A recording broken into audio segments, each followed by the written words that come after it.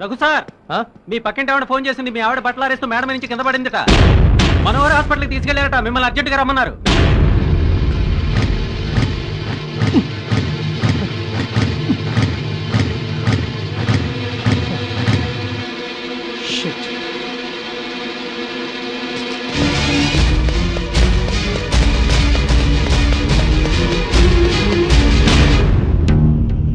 ఎక్కడికి వెళ్ళావు?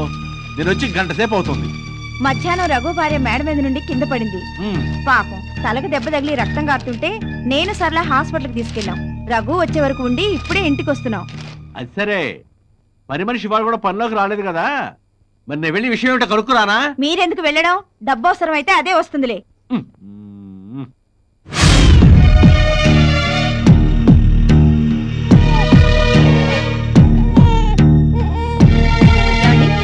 మిమ్మల్ని డాక్టర్ గారు పిలుస్తున్నారు. ఓకే ఓకే, ముందు రిఫరల్ డాక్టర్ కి కమిషన్ ఇచ్చి పంపించేసేయండి. డబ్బు సంగతి తర్వాత మాట్లాడచ్చు. సరే, మీ ఆవిడ ఎంఆర్ఐ స్కానింగ్ రిపోర్ట్స్ వచ్చాయి. పైనుంచి పట్టడం వల్ల బాడీ అంతా ఇంటర్నల్ ఇంజరీస్ అయ్యాయి. ముఖ్యంగా ఇక్కడ తగలటం వల్ల బ్రెయిన్ లో బ్లడ్ క్లాట్ అయింది. ఆపరేషన్ ఎంత త్వరగా చేస్తే అంత మంచిది. ఆపరేషన్కి ఎంత డబ్బు అవసరం అవుతుంది డాక్టర్? ప్రస్తుతానికి 50,000 తీసుకురండి. రిమైనింగ్ అమౌంట్ ఆపరేషన్ తర్వాత పే చేయొచ్చు. సరే డాక్టర్, డబ్బు తీసుకుని ఎట్లా వచ్చేసాను? ఎక్స్క్యూజ్ మీ, మీరు డబ్బు తెస్తే కానీ ఆపరేషన్ మొదలు పెట్టలేము.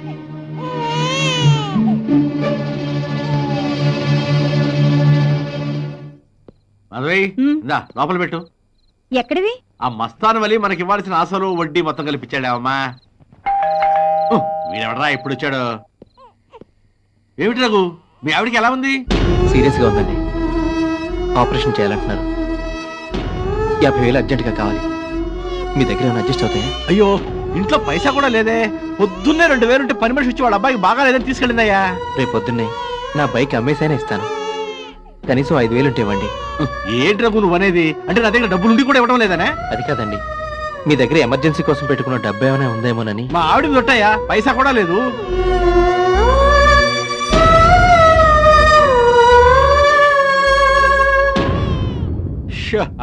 వచ్చింది ఎవరండి?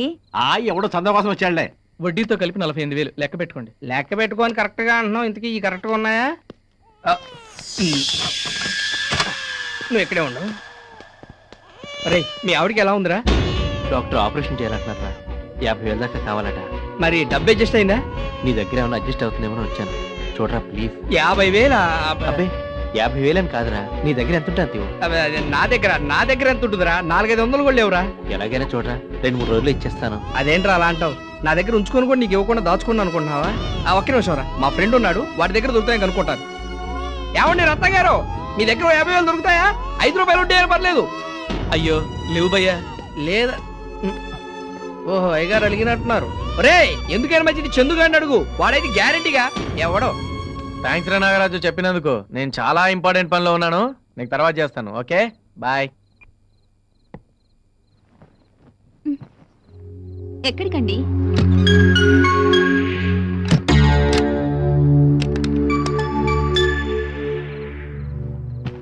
అమ్మయ్యా, ఎందుకు బయట తాళం వేసి వచ్చారు? మా ఫ్రెండ్ వాళ్ళ మిస్సెస్ హాస్పిటల్లో ఉంది. వాడు వచ్చి నన్ను డబ్బులు అడుగుతాడేమోనని. ఎవరు? రఘు అంటారా ఆయన? పాపం చాలా సార్లు మీకు నా ముందే డబ్బులు ఇచ్చాడు, ఇవ్వొచ్చుగా. నా దగ్గర ఎక్కడున్నాయి? పొద్దున్నగా బ్యాంకులో నుండి 40,000 డ్రా చేశారు. అదా, ఆ డబ్బులు నా గర్ల్ ఫ్రెండ్ నళినికి గిఫ్ట్ కొనిద్దామని. ఎవరికి? నాకేనా? నీకు కాకపోతే ఎవరికి కొంటానే నా మిడ్ నైట్ మసాలా.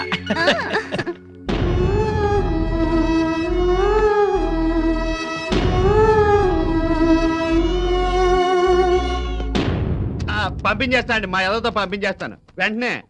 ఆ రొగ్గ డబ్బుల కోసం వస్తున్నట్టున్నాడు.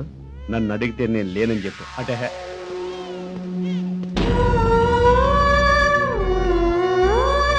మీ సేట్ లేడా? లేడు. ఎప్పుడు వస్తాడు? తెలీదు.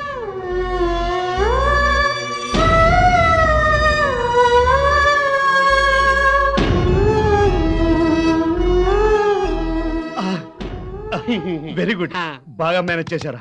2 కేజీ బెల్లముకు తిను. 2 కేజీలు తింటాను. తినే. గంటలో వస్తానని ఇంకా ఇక్కడే ఉన్నారేంటండి? ఓ, డబ్బు అడ్జస్ట్ కాలేదా? చూడండి, ఆపరేషన్ వెంటనే చేయాలి. తర్వాత పేషెంట్కి ఏమైనా అయితే మాత్రం మమ్మల్ని మీరు బ్లేమ్ చేయొద్దు. దేవుడి మీద భారం వేసి కూర్చోండి, ఆయనే వచ్చి కాపాడతాడు.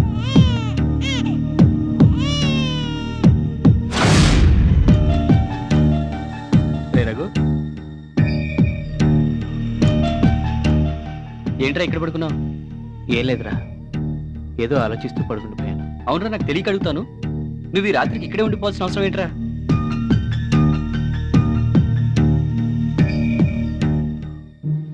రే, ఇలా అంటున్నానని మరోలా అనుకోవద్దు. నువ్వంటే రెండో పెళ్లివాడివి, కానీ తను ఎన్నో కోరికలతో నిన్ను పెళ్లి చేసుకుని ఉంటుంది. అదేం పట్టించుకోకుండా తన మానం తను వదిలేసి నువ్వు ఇలా తిరుగుతూ ఉంటే ఏదో ఒక రోజు తన దారి తను చూసుకుంటుందిరా. పరిస్థితి అంతవరకు రాకుండా జాగ్రత్త పడడం మంచిది, లేకపోతే నీ పరువు రోడ్డున పడడం గ్యారంటీ. ఏమండి, ఆ. అటు సైడ్ ఇద్దరు అమ్మాయిలు వెళ్ళారు, చూసారా?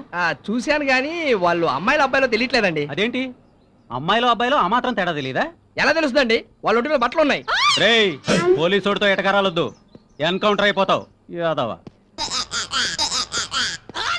బాబు డాగర్, మాట ఈ అడ్రస్ ఎక్కడ కాస్త చెప్దు. సర్లే, నా పేరు ఠాగూర్ అని ఎవరు చెప్పారు? నీ పర్సనాలిటీ చూసి అలా పిలవనిపించిందిలే. నీ పర్సనాలిటీ చూసి నేనేమని పిలవాలనుకున్నాను తెలుసా? పర్వాలేదు, చెప్పు. వద్దులే, చెప్తే ఎలకల మంది అది వస్తుంది. సర్లేదు, ముందు ఈ అడ్రస్ ఎక్కడ ఉందో చెప్దు. ఈ అడ్రస్ ఆ, ఇలా స్ట్రైట్ గా వెళ్ళాను, లెఫ్ట్ తీసుకో. తీసుకున్నాను. అక్కడ షకీలా బ్రాందీ షాప్ అని ఉంటుంది. ఎక్కడ ఉంటుందో బ్రాంతి షాప్ ఉంటుందా? ఆ, పాపం వద్దు, చెప్దు. అక్కడ నుంచి రైట్ తీసుకోండి. తీసుకున్నాను. అక్కడ షకీలా జనరల్ స్టోర్ అని ఉంటుంది. ఆ, మళ్ళీ జనరల్ స్టోర్. ఆ, అక్కడ నుంచి రైట్ తీసుకో. తీసుకున్నాను. మళ్ళీ స్ట్రైట్ వెళ్ళు. వెళ్ళాను. అక్కడ ఓ బొచ్చు కుక్క పిల్ల నల్లది పడుకొని ఉంటది. నల్లబొచ్చు కుక్క అక్కడ లేకపోతే నేను చెప్పను బా. చెప్పు, పర్లేదు. అక్కడ బొచ్చు కుక్క పిల్ల పడుకొని ఉంటది. ఆ. దాని ఎదురుగా నిల్లే పాపారాయుడు గారు కొంప. నువ్వు అక్కడ కరెక్ట్ గా నాకు నచ్చావురా. అక్కడ పాపారాయుడు కొంపు ఉంటుంది రోజు నాకు తెలియదు కానీ ఏదో ఒక అడ్రస్ చెప్పు, చాలా థ్యాంక్స్. సాయంత్రం వరకు నేను ఇంట్లో ఉంటాను, టికెట్ ఇక్కడికే తీసుకునిరా. ఊరెళ్తున్నావారా? అవునరా, రేపు ఎల్లుండి సెలవు కదా, బాబుని చూసేద్దామని వెళ్తున్నా. వారానికి ఒకసారి చూడ్డానికి వెళ్ళకపోతే బాబుని ఇక్కడికే తీసుకొని రావచ్చు కదా. సరిత, బాబు మా పిన్ని దగ్గర తప్పితే ఇంకెవరి దగ్గర ఉండని తెలుసు కదా నీకు. మీరు వెళ్ళాక ఇంట్లో ఒక్కదాన్నే ఉండాలంటే బోర్ కొడుతుంది. మరైతే నువ్వు నాతోరా, ఎల్లుండి చేద్దాం. వద్దులేండి, మీ వాళ్ళకి నన్ను చూస్తే మేము ఇవ్వాల్సిన కట్నం డబ్బులు గుర్తుకొస్తాయి. పోనీ అంజయ్ భార్య ఎప్పుడు సినిమాలకు వెళ్తుంది కదా, ఆవిడతో వెళ్ళొచ్చుగా నువ్వు. అయ్యో, ఆవిడ పెట్టే నసకంటే ఒంటరిగా ఇంట్లో కూర్చోవడమే బెటర్. అరే చందు, సాయంత్రం మీ ఫ్రెండ్ ఊరిల్లుంటాడు, సెల్ ఫోన్ మర్చిపోయానని వెళ్ళి ఆవిడితో ఆ మాట ఈ మాట చెప్పి లైన్లో పెట్టాలని కదరా నీ ఆలోచన. ఏమైనా సరేరా, అమ్మాయిల్ని పటాయించడంలో నీ తర్వాత రా ఎవరైనా. నేను అలాగే అనుకున్నాను రా, కానీ ఈ సరిత విషయంలోనే వర్కౌట్ అవ్వట్లేదు. 3 నెలల నుంచి ట్రై చేస్తున్నావు కదరా. 3 నెలలు కాదురా, 3 ఏళ్ళైనా కూడా లొంగేటట్లేదు. నీకే ఇన్ని రోజులు లొంగలేదంటే ఆ సరిత ఎవరో గాని పతివ్రతరా. ఏ ప్రతిభత అయినా ఈ చందుగాడు తలుసుకుంటే బెండ్ అవ్వాల్సిందేరా. అరే సుజాత అంటేనే లైన్ లో పెట్టినాడు, ఈ సరిత ఒక లెక్కరా. ఏయో మాయ మాటలు చెప్పి బెడ్రూమ్ దాకా తీసుకొస్తావు, నువ్వు సామాన్యుడు కాదురా నాయనా. ఆ.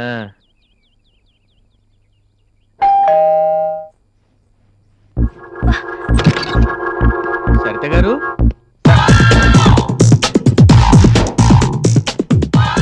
చందు గారు, కాస్త ఈ బయట వేయరా ప్లీజ్. వద్దండి, ఏదో బయట చూడ్డానికి ఇలాగే బాగున్నారు.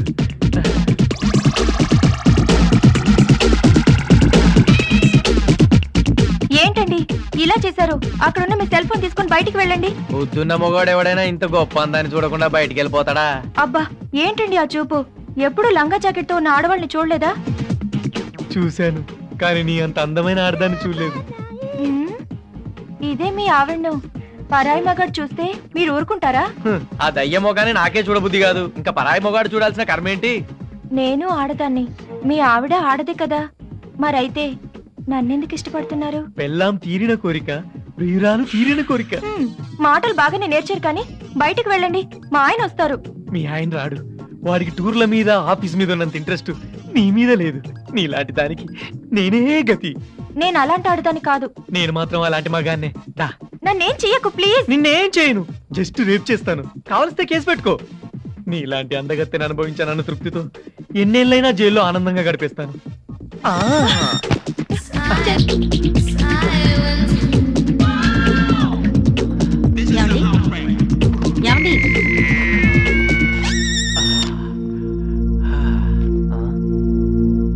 ఎందుకలా వణుకుతున్నారు? మలేరియా జ్వరం ఏమైనా వచ్చిందా? కలరా వచ్చింది, ఎందుకు లేపావు? ఇదిగోండి మీ సెల్ ఫోన్. ఇదెవరిచ్చారు నీకు? పొద్దున్నే మీరు రఘు ఇంట్లో మర్చిపోయారని సరిత ఫోన్ చేసి చెప్తే తీసుకొచ్చాను. నా బట్టలు ఇస్త్రీకి ఇచ్చావా? ఇవ్వలేదండి. మరి అదే చెప్పిన పని చేయు, చెప్పిన పని మాత్రం చేస్తావు. ఎలా హే దరిద్రపు మొహం. మంచి నిద్ర డిస్టర్బ్ చేసావు. నిన్ను సరిత ముట్టుకుంది కదా బుజ్జిముండా, ఎంత అదృష్టమే నీది.